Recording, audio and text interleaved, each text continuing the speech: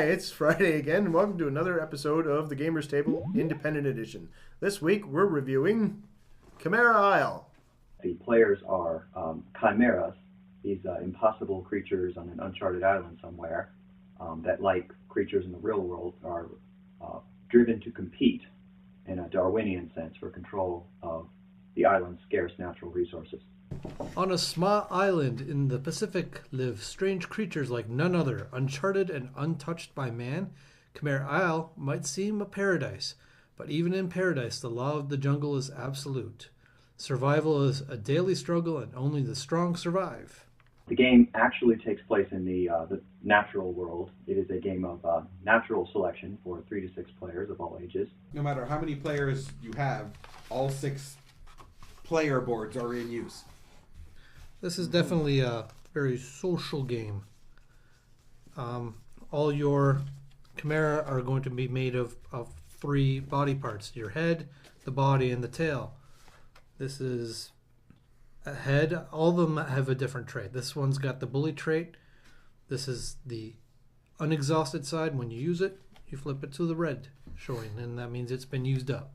Each one of these will define a different habitat, poppy field. And most laid back is a creature, so you don't want to pick a creature with the eyeballs on stock like this. This dude does not look laid back. You know what I'm saying? So you're not going to argue well for that. And you have a lot of different options for each section. So you got like the spiky tail. You got the peacock flowery tail. This is going to that'd be good in the most laid back. Dude, I got like the flower child thing going on, man. You know, stuff like that. This is the kind of thing you're going to do. And you're trying to talk people into putting their support when they pick their die into your number, because you're going to roll off against anybody else who has any dice at all, and the guy who's got the highest wins and is going to claim that habitat. Now there's a sub-strategy, because if you're the alpha player, you've got the 3 cards to choose from, and you can take a look at your character. So, well, I got most laid back, I get best eyesight, and I got fastest runner. I think I can argue best eyesight for this guy with the googly eyes on the stalks. So I don't want to both laid back. I'm going to chuck that one.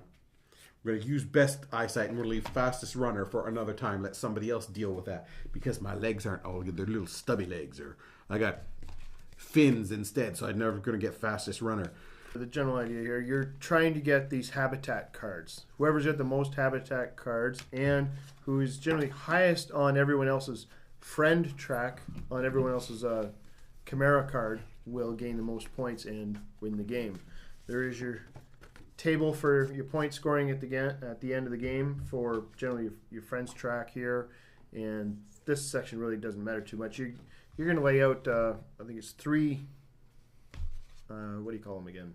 Habitat cards at the start of each round, and whoever's the alpha player or whatever will decide which one everyone's going to go for, and you'll be competing for that card. And another one's going to stay on the table, and another one's going to get discarded.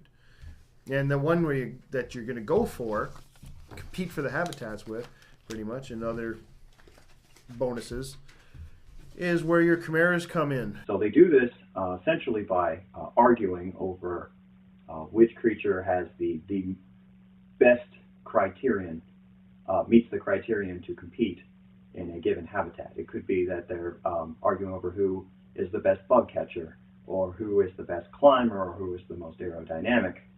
And these discussions can be very outrageous and silly, and that's sort of the point.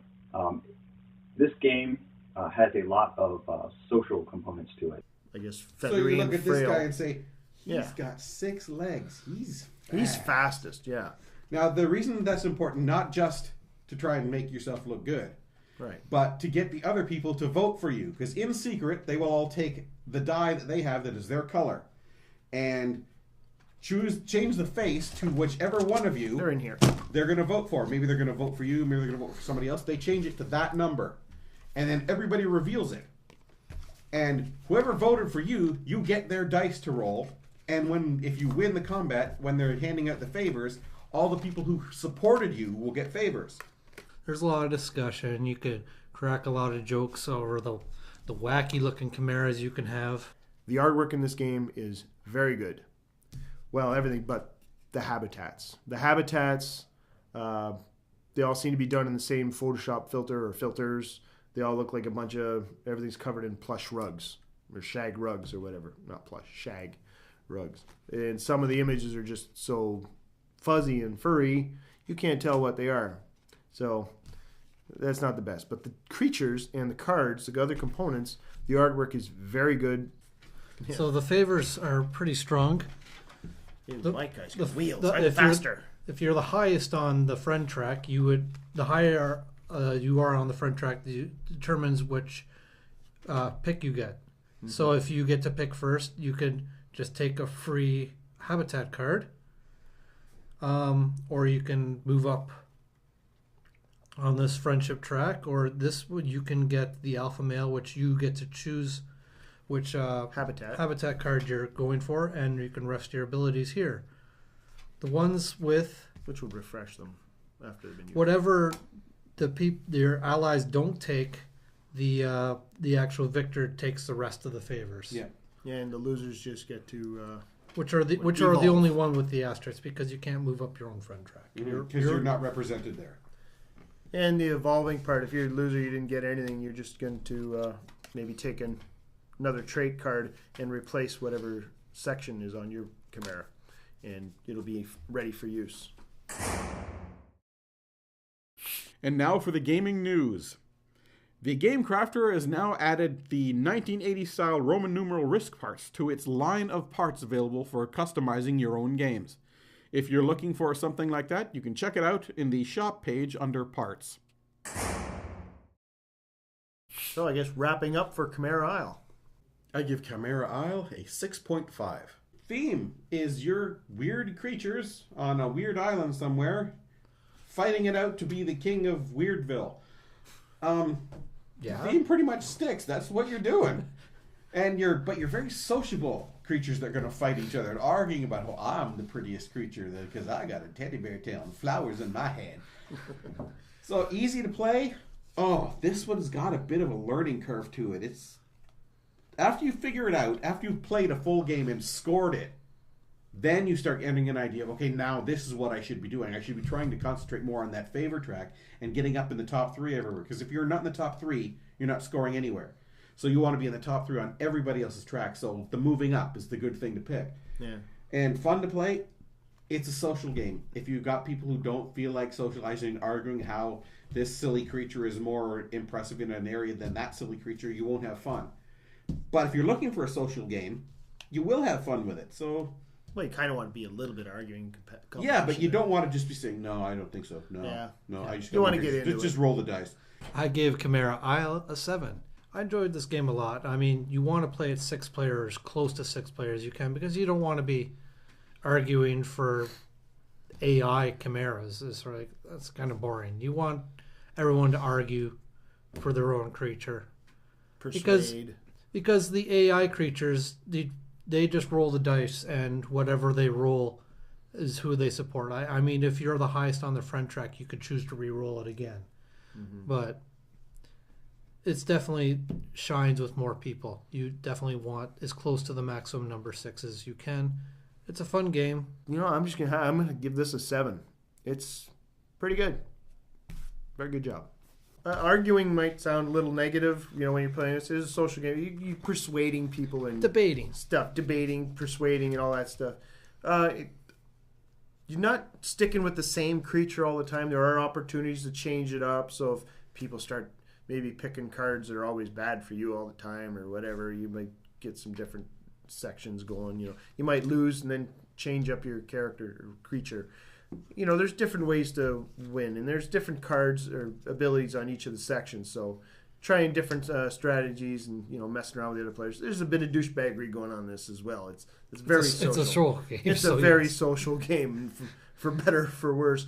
Yeah, but it is a wacky game. The best part of it is trying to convince people, you know, yours is better or his is better, or jumping on the, you know, if yours isn't so great for that particular guy, jumping in on the bandwagon over there. So I enjoy this one quite a bit, but it's got to have like 5 or 6 players, like Chris said. Any less than that, yeah, the dummy players, just, it's not very good. Chimera Isle is an intensely social dynamics, game theory type of game with some quirky, cute art by Jonathan Wojcik, and it's not quite like anything else out there. All right, I guess there we have it for another edition of the Gamers Table Independent Edition. We'll see you next Friday with yet another game. That's what we do. See you later.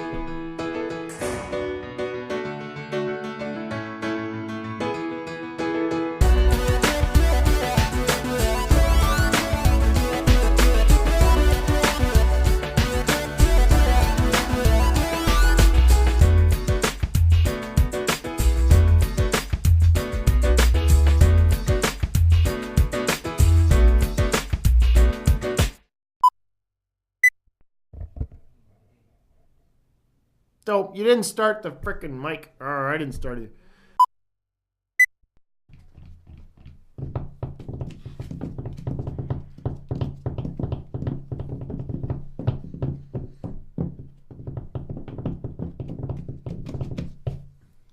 The battery's flashing again. All right. You're in the driver's Waiting seat, for you, dumbass. Kev. You're there. Get No, doing you're it. the driver. You forgot what you're supposed to over do? here. No, on the wrong side. You're in the seat. You Do forgot it. what you're supposed to do? Yeah, I'm waiting for you to do it. Go on.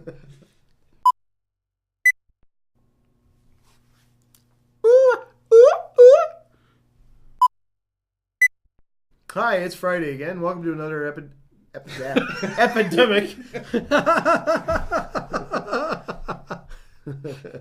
Damn it.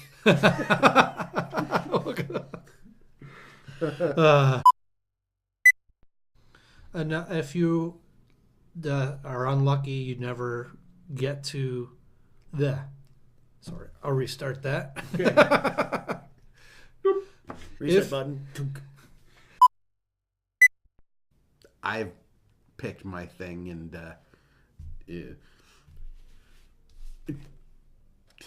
well, we're done. Bleh.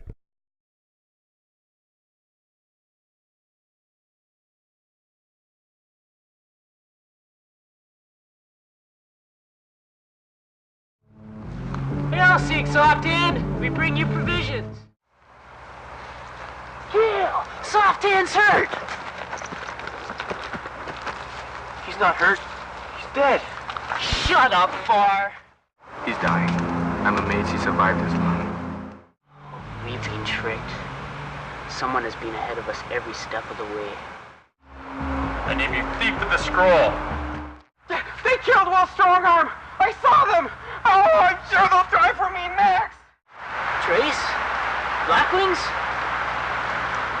Oh, Simeon! Why did you have to take everyone from me? Ah!